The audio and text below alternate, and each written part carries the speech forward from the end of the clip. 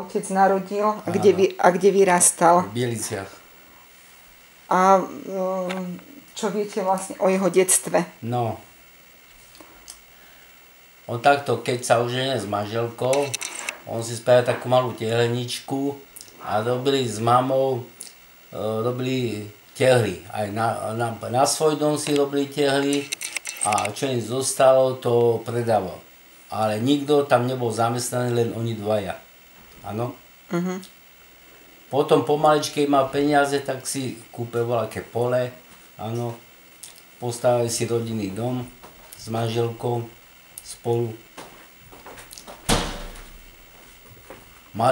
Kúpil si kone, kúpil si kravičky, áno.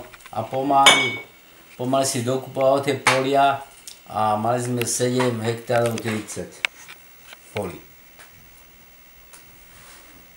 No, takto gazdoval do toho obdobia, potom ešte robil tú tehlu asi 4 roky, potom to nechal tak.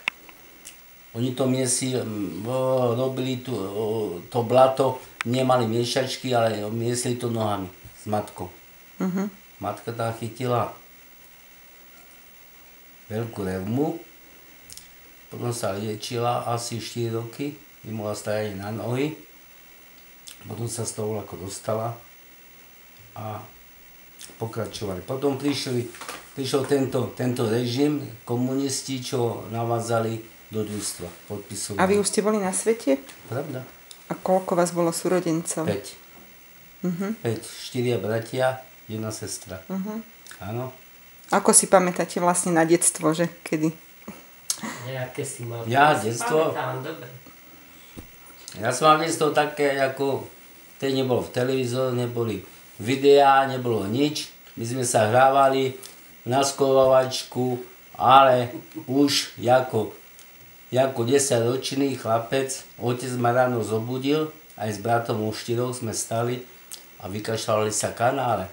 Tuto tá tráva, od Žabokej do Ostrady sme mali tie kanále, sme vykašľali trávu, kosili, o 4 sme stali pekne ráno a otec na kosy, bratovi mne a celý sme kosili tie kanále. Potom, keď sme to pokosili, keď to usklo, hrabličky, pohrabali sme to, otočili, dávali do kôp a potom na večer zali sme koničky, voz a zvážili sme to domov, do pajt. Áno. Mali sme 2 kravičky, 1 teliatko, 4 prasiatka a 2 kone. Áno.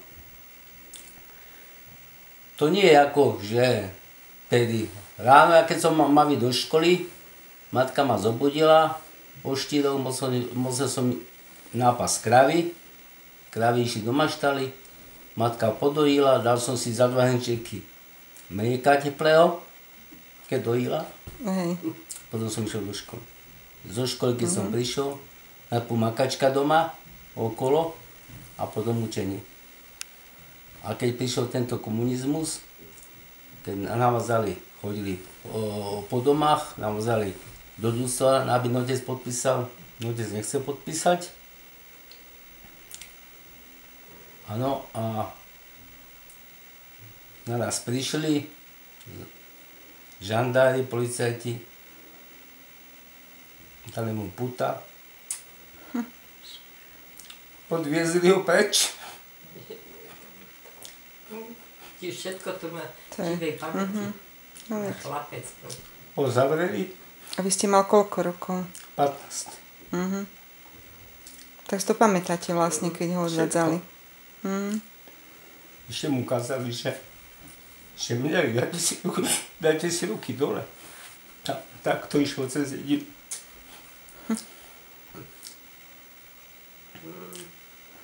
Potom ho odsúdili za to, že nechce podpísať ústvo za výstrahu dediny. Odsúdil ho to Partizánskom. Najprv tak, že súd sa odkladá, bol tam predseda MNV, Klanica, Rudo. Otec už vychádzal z predávacej miestnosti von. On išiel za sudcom, čo mu povedal, on sa vrátili, dali ho do pase a potom mal ďalší súd. Odsúdili ho na 5 rokov. Sedí v Jakimove. A potom prišli, zobrali nám kone, zbožír z komory, vypli nám elektriku, mali sme kravičky, museli sme sečku rezať rukami, kosiť, učiť sa pri sviečkách. Otec tam bol 5 rokov a raz si to otec počítal, presne vedel, kedy má výstup v tom Jakimove. A hovorí, Bachar ho vezol dole do šachty a on hovorí, ja dneska mám výstup. Vy ste na hlavu, pán Minárik, nemáte žiadny výstup. A on hovorí, ja dobre, ja spadám dole a budem čakať pri tej kleci. Choďte za veliteľom a povedzte, že Minárik má dneska výstup. On išiel za veliteľom a veliteľ sa pozrel do spisu, hovorí, však Minárik už je rok vonku, aby dostal milosť od prezidenta, rok. A oni ho tam ešte nechali rok. Keby sa nebudil v hlase, ešte je tam dneska. Už mal byť vlastne rok doma. Rok doma. A on tam bol. Potom prišiel domov a mal 45 kg. Také jak prst. A to bolo v ktorom roku? Viete čo to bolo? Ja som mal vtedy... Som sa narodil v 63.